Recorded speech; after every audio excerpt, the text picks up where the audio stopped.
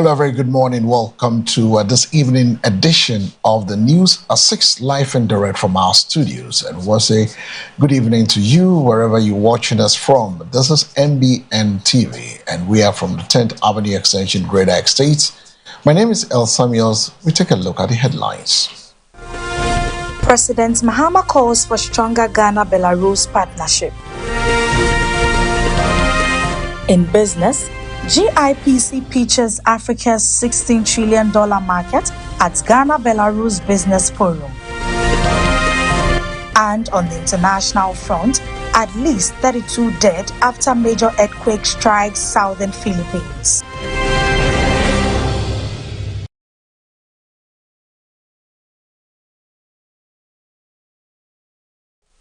The news is also live across our social media handles on MBN 360.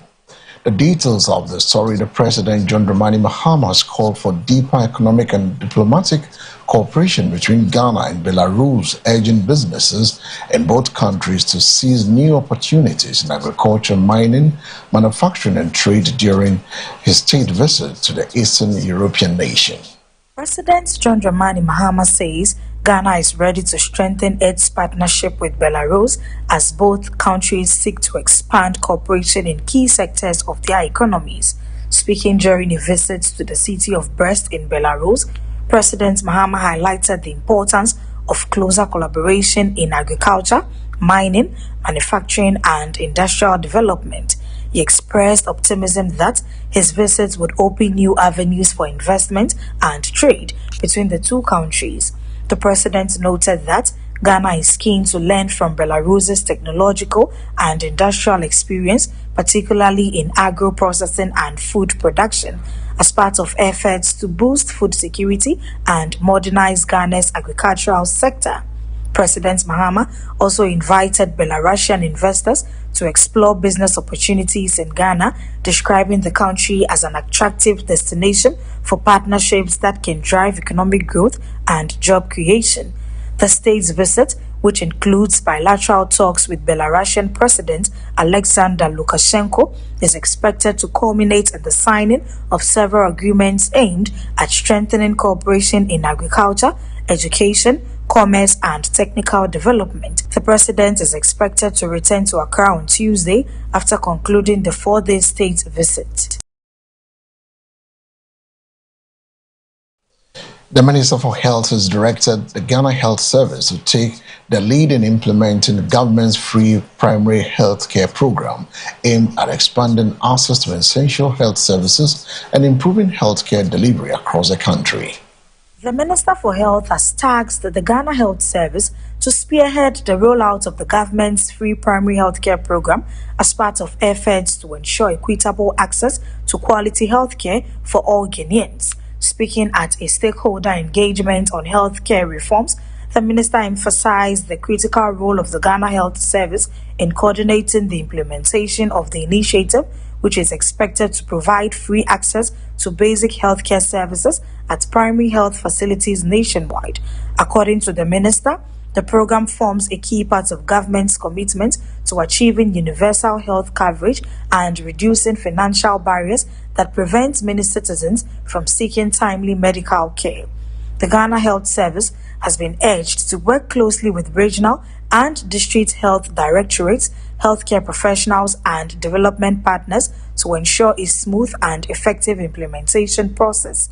Health sector stakeholders have welcomed the initiative, describing it as a major step towards improving preventive health care, early disease detection, and overall health outcomes across the country.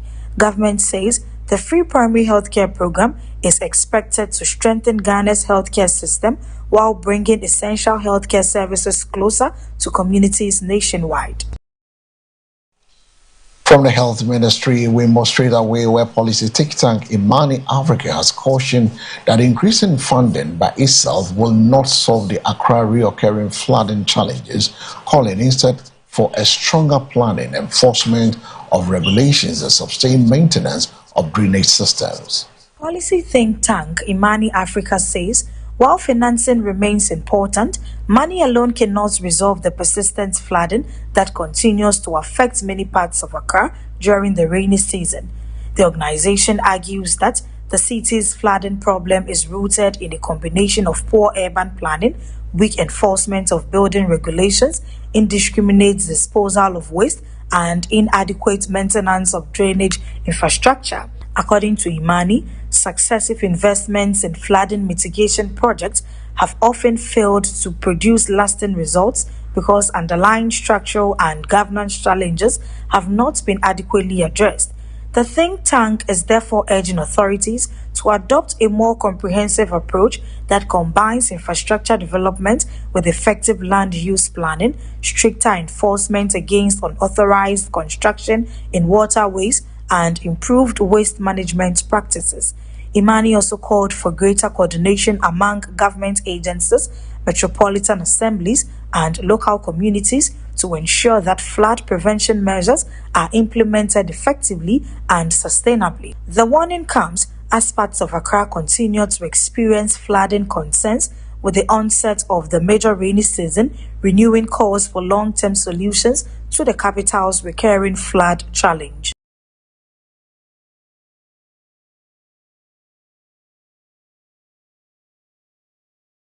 And still with issues of flooding, concerns are mounting over Accra reoccurring flooding after reports that the $350 million drainage improvement project has stalled, with an urban development analyst warning delays could further expose communities to flood risk during the rainy season. Fresh flooding in parts of Accra has reignited concerns about the pace of efforts to address the capital's long-standing drainage challenges. An urban development analyst has warned that the continued delay of a $350 million drainage infrastructure project could undermine efforts to reduce the impact of seasonal flooding across the city. According to the analyst, while significant investments have been earmarked for flood control over the years, implementation bottlenecks and project delays have slowed progress, leaving many vulnerable communities exposed whenever heavy rains occur. The experts noted that beyond infrastructure development, effective maintenance of existing drains, enforcement of planning regulations, and improved waste management remain critical to tackling the flooding problem. Residents in flood-prone areas have meanwhile called on authorities to expedite ongoing drainage works and adopt long-term measures to prevent the annual destruction of property and disruption of livelihoods. Authorities have repeatedly assured the public of their commitment to improving drainage infrastructure and strengthening flood resilience in the capital. The latest flooding incidents have renewed calls for urgent action to complete critical drainage projects and implement sustainable solutions to Accra's perennial flood challenge.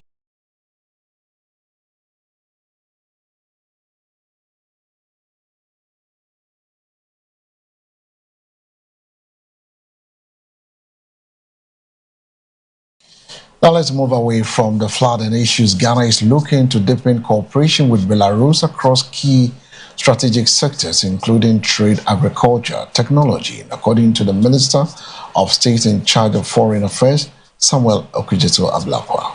Ghana has outlined plans to expand its partnership with Belarus across several strategic sectors as part of efforts to boost economic cooperation and bilateral relations. Speaking on the growing diplomatic engagement between the two countries, Samuel Okudzeto Ablakwa said Ghana is exploring new opportunities in agriculture, industrial development, education, and technology transfer. He explained that the renewed partnership agenda is aimed at attracting investment, enhancing technical cooperation, and supporting Ghana's broader development goals. The minister noted that discussions with Belarusian officials have been focused on practical areas of collaboration that can deliver immediate economic benefits while also strengthening long-term institutional ties. Government officials say the engagement forms part of Ghana's wider foreign policy strategy to diversify partnerships and open new markets for trade and investment. Officials say The Ghana-Belarus Cooperation Drive is expected to translate into concrete agreements in the coming months across priority development sectors. Now to the presidency, where the President John Dramani Mahama has reportedly directed ministers and chief executive officers of the state institution to stop accepting or attending awards considered questionable as part of efforts to strengthen ethics and protect the credibility of public office. President John Dramani Mahama has issued a directive barring ministers and heads of state institutions from accepting or associating with what government describes as questionable awards. The directive is aimed at promoting accountability, integrity, and public confidence in governance, particularly regarding the proliferation of unverified award schemes targeting public officials. According to government sources, the president is concerned that some awards lack proper evaluation standards and risk being used to improperly influence or elevate public officials without merit. The ban affects ministers, chief executive officers, and other appointees of government who are now expected to seek clearance before accepting any award invitation. The move is also intended to ensure that public officials focus on service delivery rather than personal recognition from questionable institutions. Government says the directive forms part of broader reforms to improve ethical conduct and strengthen transparency within the public sector. Officials say the measure is expected to restore credibility to public service recognition and discourage the proliferation of unregulated award schemes. And as I end this evening's major bulletin stories, we'll be moving to the business desk after the break.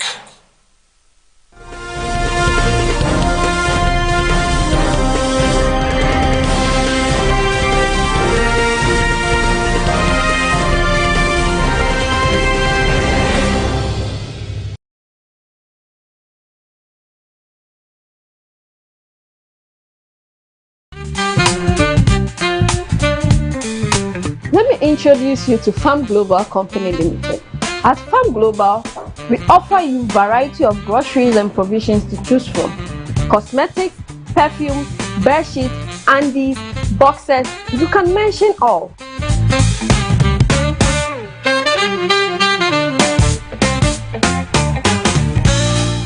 This is our perfume stand, and we have variety of perfumes you can choose from for yourself and your loved ones.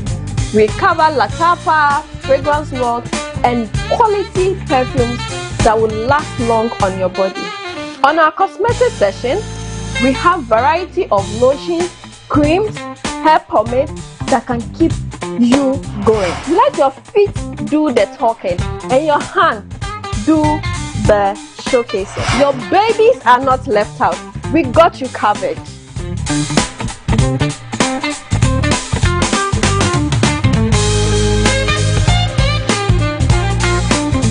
At Farm Global, we make shopping a beautiful experience for you and your family. You can be at home, send your list, and get it delivered for free. Yes, for free. We know you can pay for it, but we want to show appreciation. We bring everything to you at your doorstep. Locate Farm Global on the Nungwa-Boade Road, just opposite Redeemer Chemist. Call us on 0592 0999 52 or 050-384-3633. Farm Global, fast, reliable, and convenient.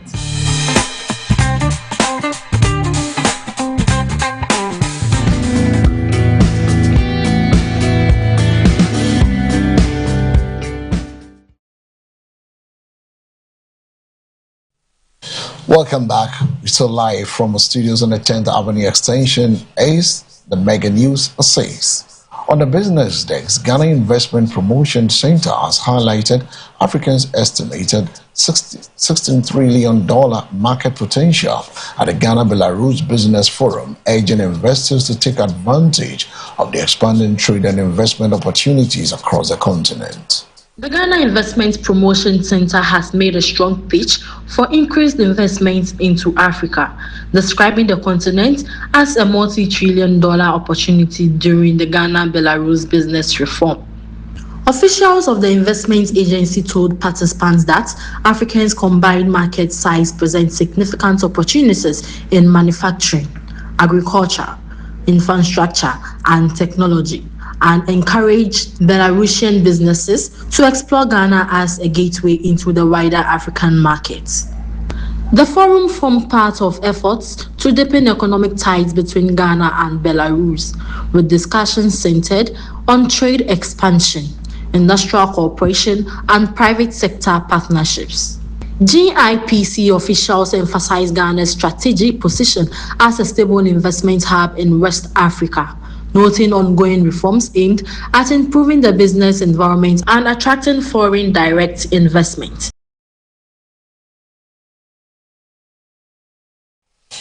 On the economic front, government has raised 5.8 billion Ghana cedis from the domestic treasury market, even as rising interest rates continue to influence investor demand and borrowing costs. Government has successfully raised 5.8 billion Ghana cedis through the primary treasury market, reflecting continued investor appetite for government securities despite an upward pressure on interest rates. The latest auction saw participation from both industrial and retail investors, with demand largely driven by short to medium-term government instruments.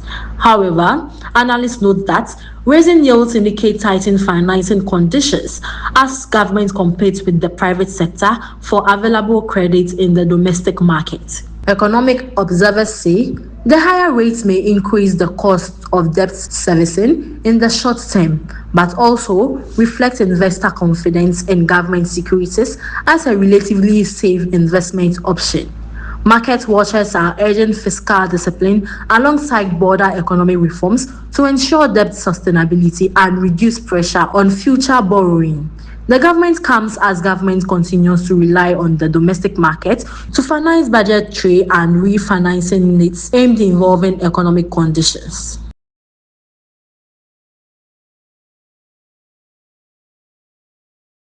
And that's it from the business desk. Up next, we're bringing you sports and entertainment right after the break with Wendy Latte.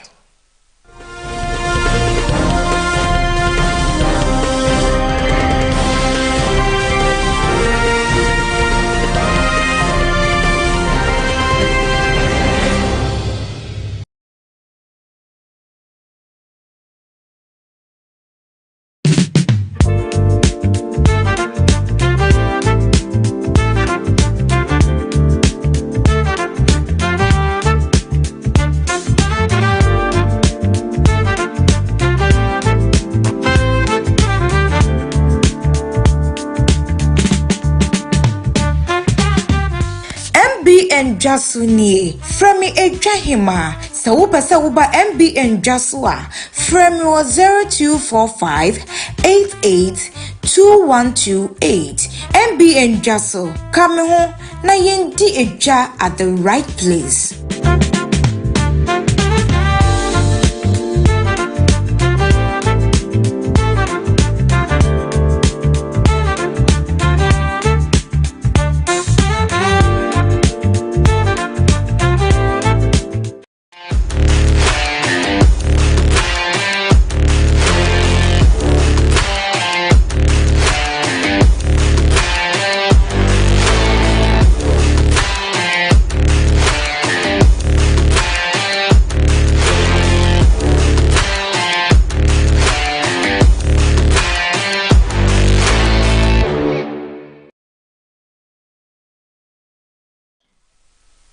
And now on the sports desk, a shooting incident near the camp base of the England national football team at the FIFA World Cup 2026 has reportedly left 9 people injured, with authorities launching an investigation into the circumstances surrounding the attack.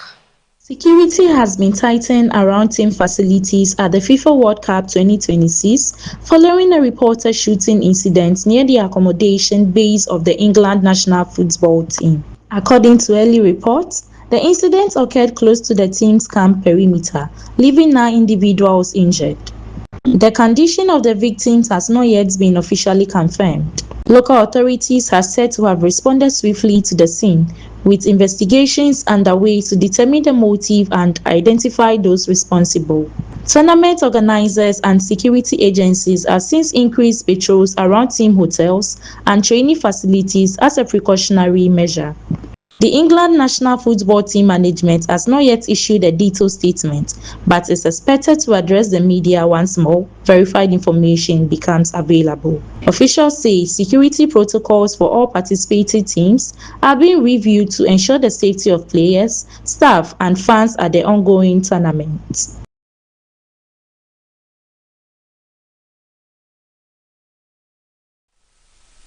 And away from the shooting scene, we dive into the world of entertainment, where Ghanaian rapper and singer Joy B is set to release his much-anticipated Sexy High Life EP on June 10, with fans eagerly awaiting the project expected to blend contemporary sounds with classic high life influences.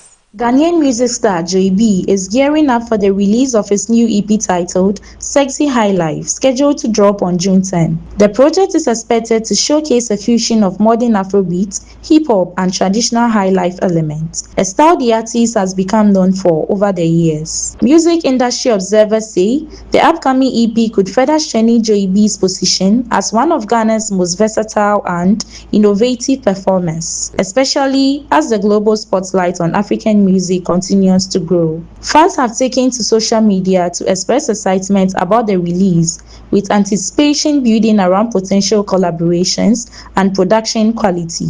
The EP adds to Joy B's growing catalogue of work, which has consistently blended street culture, melody, and Ghanaian musical identity. The Sexy High Life EP is expected to officially drop across all major streaming platforms on June 10.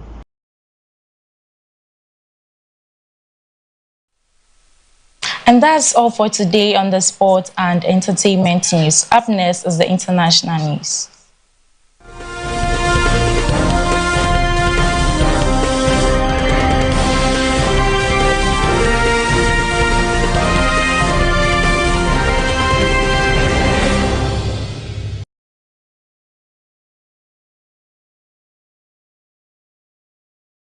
Welcome to Shiloh Guest House, where comfort meets warmth.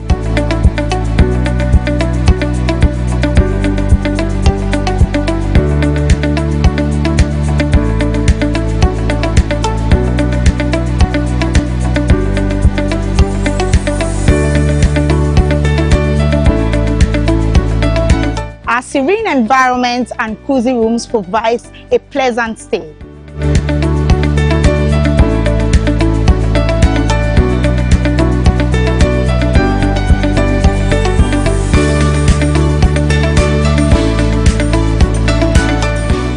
To book a room with us, call 055-5940-103 and 0241-972076. Locate us at Teshinungwa Estate, number 8 Coconut Street, directly behind A-Life Supermarket. Shiloh Guest House, where comfort meets warmth.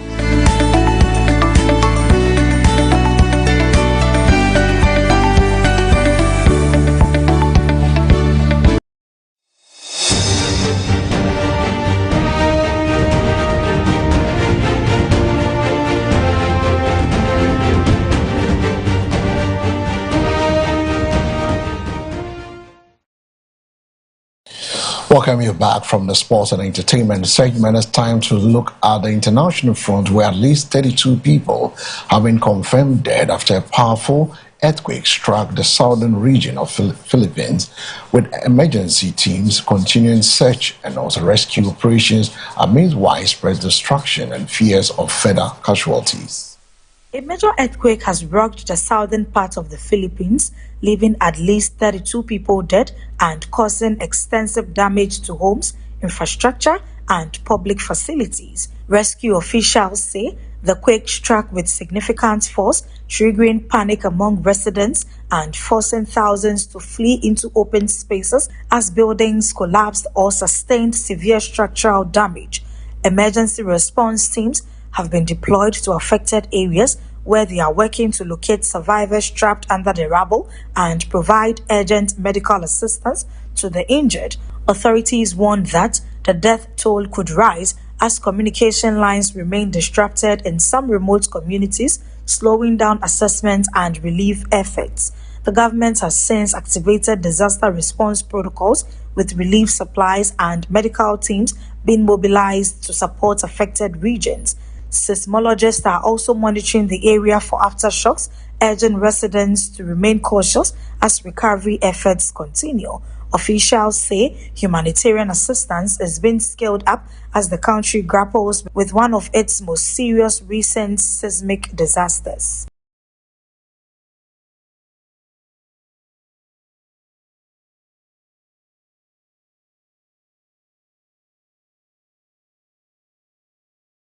From the Philippines, we move straight away to South Africa, where authorities in Malawi have begun repatriating citizens from South Africa following the rising concerns over safety and renewed reports of xenophobic tensions in the parts of the country. The government of the Malawi has facilitated the repatriation of its nationals from South Africa amid growing concerns over xenophobia-related tensions. Officials say the decision follows reports of insecurity affecting foreign nationals in some communities, prompting precautionary measures to safeguard Malawian citizens living and working in affected areas. The repatriation exercise is being coordinated through diplomatic channels and consular services, with returnees expected to receive support upon arrival in Malawi. Authorities in both countries are engaging on the situation with calls for calm and respect for the rights and safety of all foreign nationals. Human rights observers have repeatedly warned that sporadic xenophobic incidents in parts of South Africa continue to pose risks for migrant communities across the region. Government says further diplomatic engagement is ongoing to ensure the protection of Malawian nationals and prevent escalation of tensions.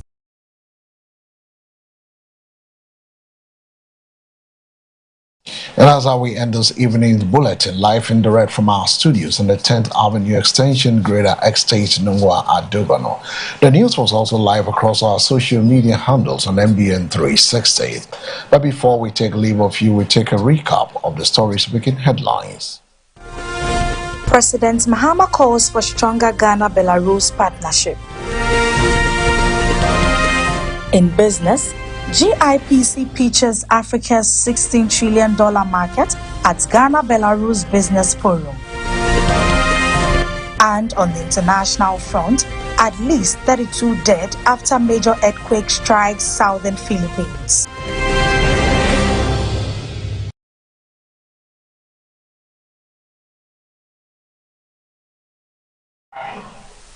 For more news, log on to MBN 360.